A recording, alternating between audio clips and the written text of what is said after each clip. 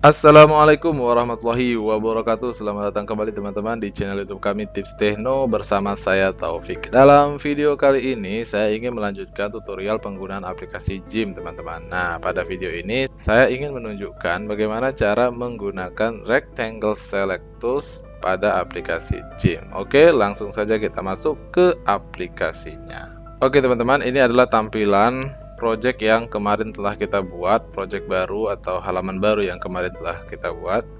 Di sini ada menu toolbar, banyak pilihannya, ada move tool, ada rectangle, ada macam-macam. Kali ini kita ingin menunjukkan cara menggunakan rectangle select tools dan ellipse select tools. Sebenarnya keduanya sama, cara penggunaannya hanya saja bentuknya yang berbeda. Kalau rectangle itu bentuknya persegi 4, kalau ellipse ini semi lingkaran. Oke, untuk memilih rectangles ini kita bisa menggunakan shortcut dengan menekan tombol R. Maka otomatis terpilih rectangle select tools. Di sini ada R. Atau kita juga bisa menekan tombol E. Tombol E, dia otomatis berubah menjadi ellipse select tools. Oke, kita coba rectangle select tools-nya, kita tekan tombol R atau di sini kita klik kanan, kita pilih rectangle select. Di bagian tool option ini teman-teman, ada terdapat beberapa pilihan yang bisa kita gunakan. Kita mulai dari yang pertama yaitu mode. Mode ini adalah ketika kita milih mode replace the current selection, maka sebelumnya ini kita uncentang dulu semuanya agar nanti bisa terlihat perbedaannya. Yang pertama saya ingin menunjukkan mode replace the current selector, artinya kalau kita membuat dua kali seleksi maka seleksi sebelumnya dibatalkan gitu. Itu kalau yang mode pertama. Kalau mode yang kedua, maka seleksi pertama tidak dibatalkan, dia menambah luas seleksi berikutnya. Nah, jadi seperti ini.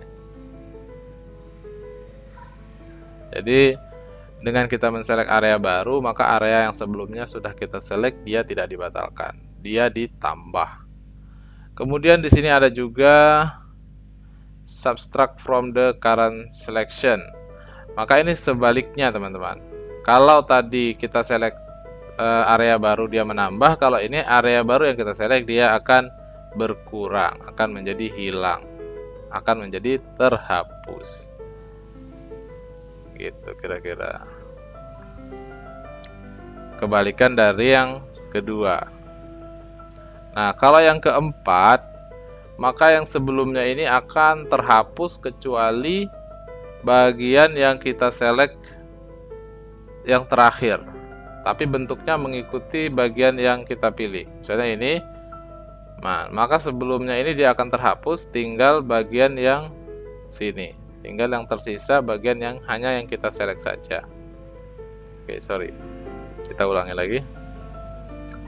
Ini tadi yang pertama dia bisa menambah, yang kedua dia bisa mengurangi, dan yang ketiga dia bisa hanya menyisakan bagian yang kita select saja. Oke, itu tadi 4 mode rectangle select tools. Kemudian di sini ada pilihan feather edge. Feather edge ini adalah teman-teman, coba kita bikin dulu tabel baru ya. Kita bikin tabel baru di sini. Maka kalau kita aktifkan feather edge ini, maka bagian sudutnya akan cekung, tidak kotak. Radiusnya ini bisa kita kurangi teman-teman. Kita bisa kurangi, maka dia akan berkurang.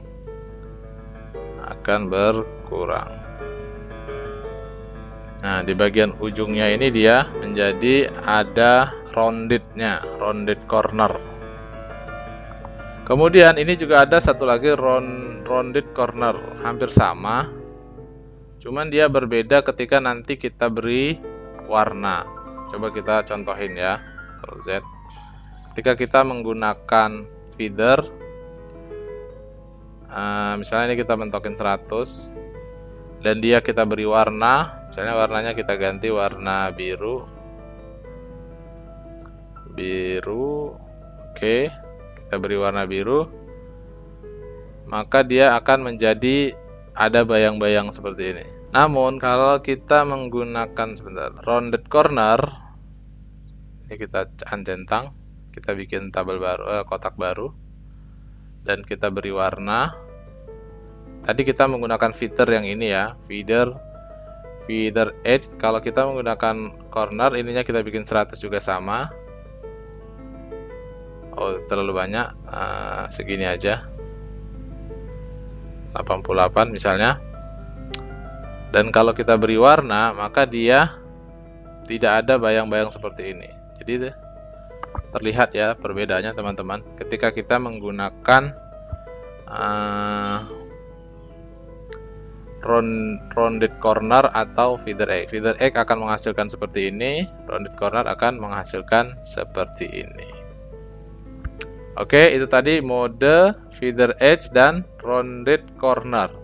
Kemudian berikutnya ada namanya expand from center. Artinya ketika kita membuat suatu seleksi atau persegi, maka dia akan otomatis bergerak dari tengah. Kita contohkan ya teman-teman. Misalnya saya bikin dari sini.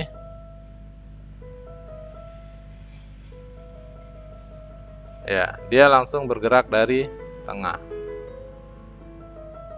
Berbeda halnya kalau ini kita uncentang teman-teman. Maka dia akan mengikuti arah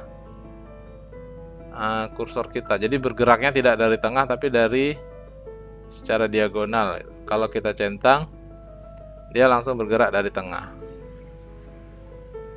Ya, ini hanya masalah pilihan cara saja teman-teman. Oke teman-teman, selanjutnya ada pilihannya fix dari aspek rasio. Ini maksudnya bagaimana? Maksudnya perbandingan antara width dan height atau panjang dan lebarnya itu kita bisa tentukan di awal. Misalnya kita ingin membuat frame foto 3x4, maka di sini kita bikin 3:4. Kemudian kita pilih fix. Maka rectangles yang kita hasilkan otomatis 3:4. 3:4. Kalau kita bikin 4:4, maka dia akan sama. 4:4 sama dengan 1:1 gitu. Kalau misalnya kita buat lagi 2:4 agar terlihat perbedaannya ya teman-teman. 2:4, nah maka seperti ini. Jadi ini adalah width-nya, ini adalah height-nya, ini adalah lebarnya, ini adalah tingginya. Jadi tingginya 2 kali lebarnya. Selain itu teman-teman, kita juga bisa membuat fix-nya itu berdasarkan width atau height.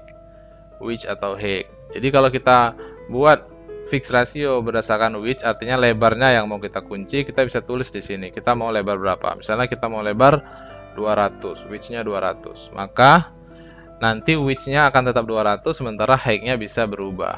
Ya, seperti ini. Ini walaupun kita geser ke kanan, dia tidak bisa nambah. Tetap 200. Cuman height-nya bisa berubah. Bisa juga sebaliknya, kita height-nya yang kita kunci, kita bikin fix. Misalnya height-nya kita bikin 200. Sementara width-nya kita biarkan fleksibel. Maka dia akan menjadi seperti ini. Ini tidak bisa lagi ditambah ke atas ke bawah, hanya bisa ke kiri, ke samping, atau ke kanan. Yang bisa berubah. Kemudian yang terakhir ada namanya fixed size teman-teman, fixed size. Nah, di sini kalau kita ingin membuat fixed size, kita bisa atur di sini langsung kita tulis berapa kali berapa. Misalnya kita ingin tulis 500 kali 500. Artinya width-nya 500, height-nya 500, maka kita bisa centang fix-nya sehingga tombol size-nya tidak bisa berubah lagi. Dan ketika kita bikin select rectangle tools, dia langsung 500 kali 500.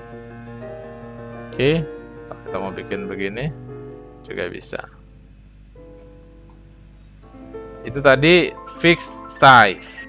Jadi tadi ada 4 ya teman-teman. Fixnya itu ada dari sisi aspek rasio, kita bisa tentukan langsung di sini berapa kali berapa, 1:2, 1:2, 2:3. Atau width, kita bisa tentukan berapa width-nya yang kita ingin buat dia menjadi fix di sini, atau height, atau size langsung berapa pixel kali berapa pixel kita ingin buat select rectangle tools-nya menjadi fix atau tetap atau tidak bisa berubah. Ini sangat membantu teman-teman, misalnya kita ingin membuat foto, frame foto dengan ukuran tertentu yang sudah ditentukan sejak awal, atau hal-hal lain sesuai dengan kebutuhan. Oke, selanjutnya teman-teman, di sini juga ada fitur highlight. Fitur highlight ini adalah fitur ketika kita aktifkan, maka fitur yang nampak atau terlihat itu hanya fitur yang kita select saja teman-teman. Yang lain dia akan menjadi gelap. Ini untuk membantu kita mengetahui bagian mana yang sedang kita select, untuk mempermudah kita mengetahui. Kalau dia putih semua kan agak samar-samar, pembatasnya hanya garis putus-putus kecil ini. Nah, kalau ada efek gelap seperti ini, diharapkan kita lebih mudah mengidentifikasi area yang sedang kita select. Itu fungsi dari highlight. Di sini juga ada untuk membantu kita memahami posisi dari area yang kita pilih. Kita bisa gunakan fitur di sini teman-teman. Ada namanya rule of third. Jadi dia nambah di sini ada alat pembantu lah, semacam itu. Ada rule of fifth, jadi semakin banyak kotaknya, jadi semakin bisa kita pahami posisi-posisinya, sehingga ketika kita membuat beberapa seleksi bisa menjadi lebih akurat. Oke teman-teman, itu tadi saya telah tunjukkan bagaimana cara menggunakan rectangle tools pada aplikasi GIMP. Semoga tutorial ini bermanfaat. Terima kasih. Jika teman-teman merasa video ini bermanfaat, klik like, komen, dan subscribe, dan share sebanyak-banyaknya ke teman-teman yang lain ya. Terima kasih. Wassalamualaikum warahmatullahi wabarakatuh.